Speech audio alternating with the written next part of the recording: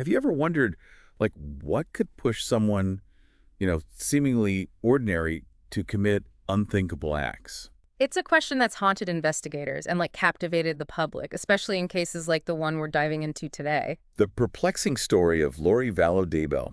better known as Mommy Doomsday. Multiple deaths, missing children, whispers of doomsday prophecies. It's a case ripped straight from the headlines. Leaving many to wonder, how could this happen? I think what's striking about this case is the stark contrast between Lori's seemingly normal past and the horrifying accusations against her. Yeah. This is a woman who was once a bubbly cheerleader, a beauty pageant contestant. Even a Wheel of Fortune winner. Yet somewhere along the way, she seemingly became entangled in a web of extreme beliefs. And ultimately tragedy. Exactly. It's truly baffling, with twists and turns that could rival any thriller novel. Absolutely. And you've given us quite the collection of materials to unpack. Yeah. News reports, court testimonies, even firsthand accounts from those close to her. Right. Our goal today is to sift through this information, piece together a timeline, and try to understand the why behind it all. The why. Yeah. Because at the heart of any true crime case is the question of motivation. Right. What could drive a person down such a dark path? Yeah.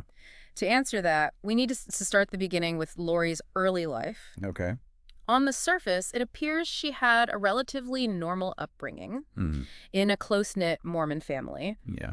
However, looking deeper, we see signs of potential instability, Okay. with 3 marriages and divorces before she even reached her 30s. It's interesting that you point that out because you'd think winning on Wheel of Fortune would mark a positive turning point in her life. You would think so. But it seems that's around the time her fascination with doomsday prepping began to take hold. Yeah, and this is where Chad Daybell enters the picture. Okay. He was a gravedigger, a self-proclaimed prophet, and an author of several apocalyptic books. So already a red flag. They met at a conference focused on doomsday preparedness. Oh, wow. Imagine that first encounter. Yeah. A meeting of the minds obsessed with the end of days. That's a chilling thought. It is. The beginning of a partnership that would spiral into such darkness. Right. And their shared beliefs quickly evolved into something far more sinister. Yeah. They began to talk about light and dark spirits, even claiming that some people were essentially zombies possessed by demons. Right.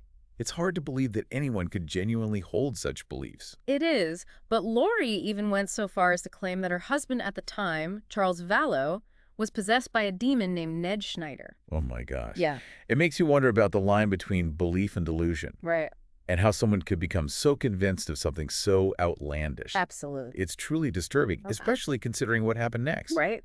Lori's niece's ex-husband, Brandon Boudreau, offered some very unsettling testimony about their beliefs.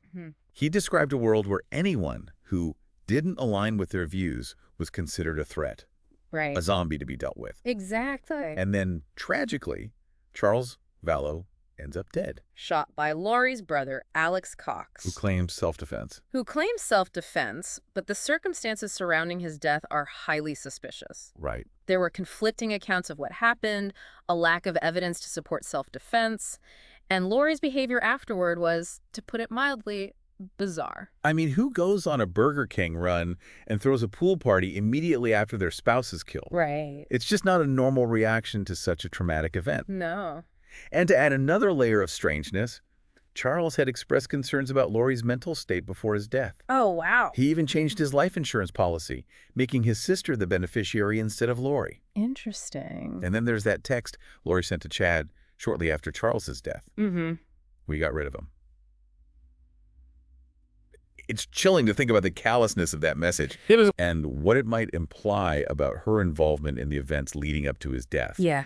It's as if Charles sensed the danger he was in. Yeah.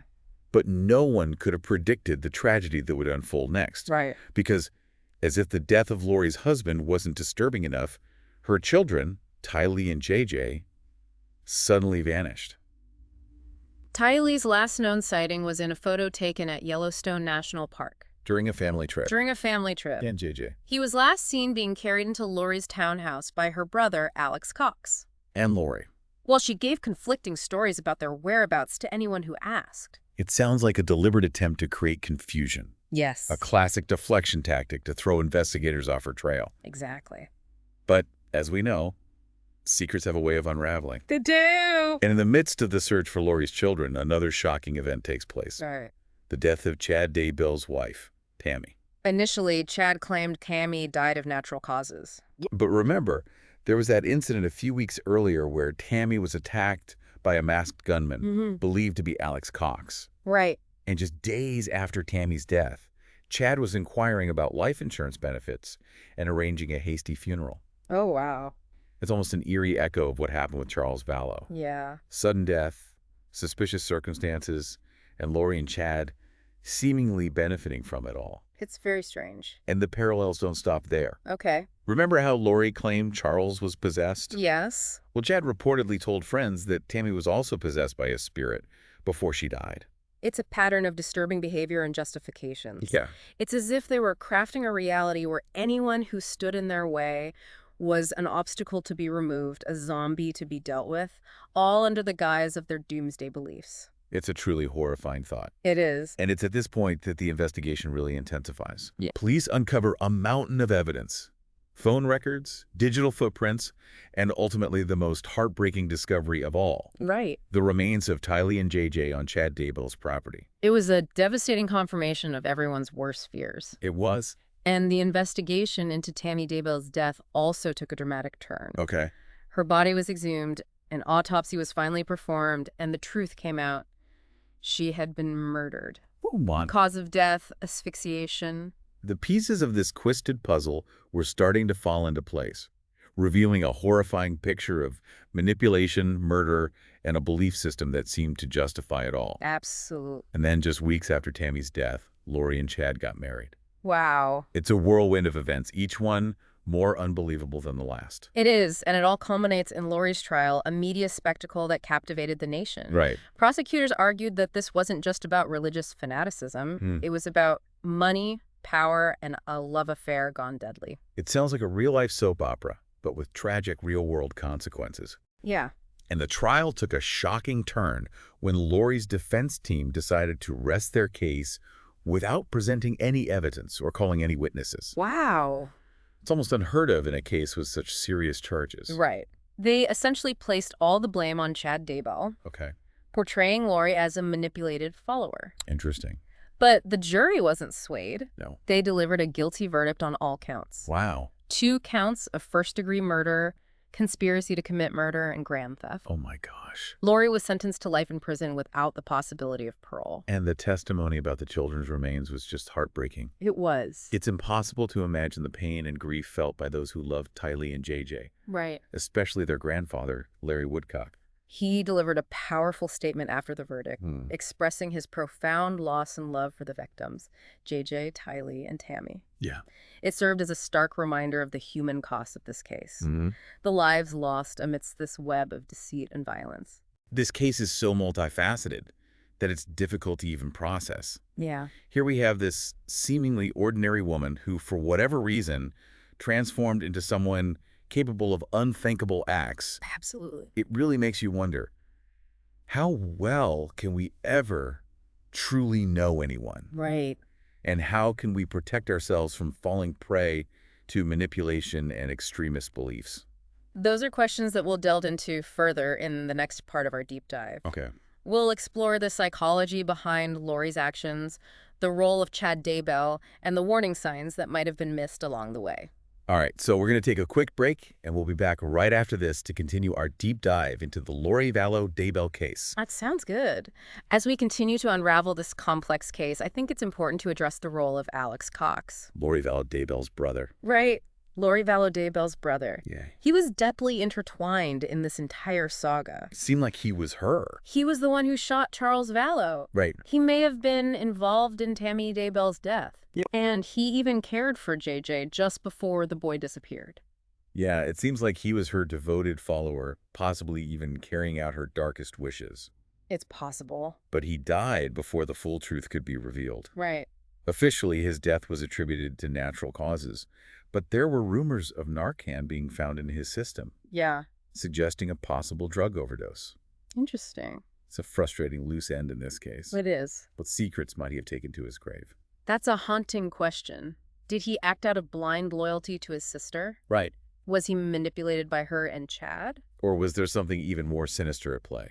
Right. We can only speculate, but his death undoubtedly left a void in the investigation. Absolutely. And speaking of the investigation, let's not forget that Lori is now facing charges in Arizona Oh, right. for Charles Vallow's death. Okay. It seems authorities there aren't convinced by the self-defense claim. So it raises an interesting legal question. If convicted in Arizona, would Lori actually face another trial? Right, because she's already serving life without parole in Idaho. Exactly. Would another trial be necessary or even practical? I suppose it depends on these specific legal complexities and whether Arizona authorities feel it's essential to pursue justice for Charles's death, Right. even with her current sentence. Right. And while we're discussing justice, we can't overlook the fact that Chad Daybell's trial is still pending. Right. It's currently scheduled for April 2024. Wow. And it's sure to be another media frenzy. Oh, I can only imagine the kind of evidence they'll present against Chad, especially those incriminating text messages exchanged between him and Lori. Right, like the one where he described Tammy being possessed by a spirit. Right before her death. Right before her death, exactly. Okay. It mirrors Lori's claims about Charles Vallow. Right. And aligns perfectly with their shared belief system. Yeah. It'll be fascinating to see what defense Chad's legal team will mount. Yeah. Will they try to distance him from Lori portraying her as the mastermind? Right. Will they attempt to shift the blame onto Alex Cox, who is no longer alive to defend himself? So many unanswered questions remain. But as we delve deeper into this case, it's essential to step back and consider the psychological factors at play. Absolutely. What could possibly drive someone to commit such horrific acts? That's where this case becomes even more perplexing. Yeah. There's no simple answer, no single explanation that can fully account for the darkness we've seen. Right. We're dealing with a complex interplay of personality belief systems and potentially underlying mental health issues. It's important to remember that we're not qualified to make diagnoses from afar. Of course not. But some experts have suggested that Lori might exhibit traits of narcissistic personality disorder, Okay. a condition characterized by a grandiose sense of self-importance, a need for admiration, and a lack of empathy.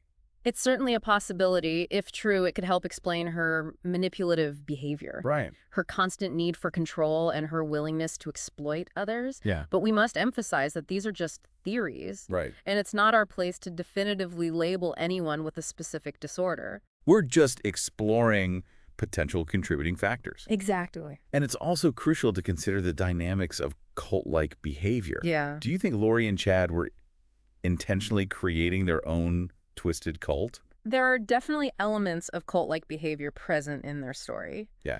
You have a charismatic leader in Chad, a belief system that sets them apart from mainstream society, Right. and a willingness to isolate themselves from anyone who questions their beliefs. Yeah. These are all classic hallmarks of a cult environment. And let's not underestimate the power of fear. No. Doomsday prophecies talk of zombies and demonic possession. Right. It's all designed to create a sense of urgency and fear, a feeling that they are the chosen few, the only ones who hold the key to salvation. Fear is a powerful motivator. It Yeah. can make people vulnerable to manipulation, especially when it's tied to their core beliefs about life, death, and the afterlife. Right. In this case, Lori and Chad were preying on people's fears about the end of the world, positioning themselves as guides to safety and enlightenment.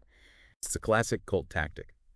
Create a problem, Right. then present yourself as the solution. Exactly. And they were remarkably good at it. They were able to draw people into their inner circle, convince them to abandon their families and friends, and even allegedly commit acts of violence.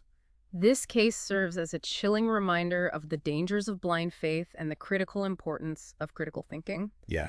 It's easy to get caught up in a charismatic leader's message, especially when it offers a sense of belonging and purpose. Right. But we have to be willing to question, to examine the evidence, and to trust our own instincts when something feels wrong. What about confirmation bias? Oh, absolutely. It seems like Lori and Chad were constantly seeking information that confirmed their existing beliefs, Right. completely ignoring anything that contradicted their worldview. Confirmation bias is a powerful cognitive bias that can trap us in a cycle of self-deception. Yeah. It makes us more likely to embrace information that aligns with our existing beliefs, even if that information is false or misleading. And it can be incredibly difficult to break free from this bias, especially when those beliefs are deeply ingrained. It's like they created their own echo chamber, surrounding themselves with people who reinforced their ideas and shutting out anyone who dared to disagree. Exactly. And it's worth noting that this case unfolded in the age of social media, where misinformation can spread like wildfire. That's a crucial point. Social media platforms can create filter bubbles where we're only exposed to information that confirms our existing biases. Right. And the algorithms that drive these platforms can often amplify extremist content, making it more likely to reach vulnerable individuals who are already predisposed to believe it. So in a sense, the internet itself became a breeding ground for Lori and Chad's twisted ideology. It's possible. It allowed them to connect with like-minded individuals, spread their message far and wide, and further isolate themselves from the outside world, reinforcing their dangerous delusions. It's a chilling thought. So what can we do to protect ourselves and our loved ones from falling prey to this kind of manipulation? Right, especially in a world where information overload is the norm. Right. It's a daunting challenge. It is. But awareness is the first step, recognizing the warning signs of cult-like behavior. Understanding the power of cognitive biases and actively developing critical thinking skills are all essential tools in our fight against manipulation. And perhaps most importantly, we need to maintain open and honest communication with those we care about. Yes. Checking in with each other, asking questions, and being willing to listen without judgment can make all the difference. Because sometimes the most dangerous beliefs are the ones we hold most dearly. Right. And it takes a caring voice to help us see the truth. That's right. We need to foster a culture where it's okay to question, to express doubts, and to seek help when needed. Yeah, Because the truth, as elusive as it may be, is always worth fighting for. I agree. You know, as we've been piecing together this puzzle, it strikes me that the Lori Vallow Daybell case is a cautionary tale, not just about extremism, but about the very nature of truth in our modern world. Yeah, that's a profound observation. We live in an age where information is abundant, It is. but discerning fact from fiction can be incredibly difficult, Yeah. especially when dealing with emotionally charged topics like religion and apocalyptic prophecies. Lori and Chad were masters of manipulation. They twisted scriptures, cherry-picked facts, and created a narrative that fit their own agenda. Absolutely. It's chilling how they built this alternate reality where their beliefs were the only truth and anyone who disagreed was instantly a threat. And what's even more disturbing is how many people bought into their fabricated reality. Right.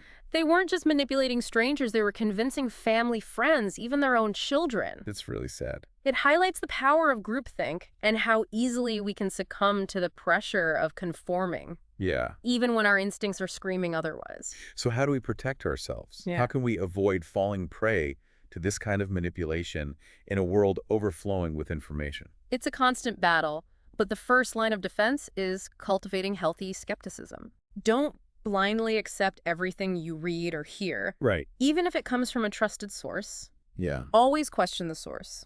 Look for evidence and consider alternative perspectives. It's like that old saying, trust but verify. Precisely, be especially wary of sources that heavily rely on emotional appeals, fear-mongering, or outlandish conspiracy theories. Right. Those are often telltale signs that someone is trying to manipulate rather than inform. If it seems too good to be true or too scary to ignore, Right. it probably is. Exactly. Another crucial step is diversifying your information sources. Okay. Don't rely on just one website, one social media platform, or one person for your news and information. Yeah. Expose yourself to different viewpoints. Even those you disagree with us helps develop a more well-rounded understanding of complex issues. And it's important to remember that these kinds of conversations can happen in our own homes. Oh, absolutely. We might have friends or family members who are falling prey to misinformation or extremist views. Yeah, Having those difficult conversations can be challenging, they can be. but sometimes they're necessary. Absolutely.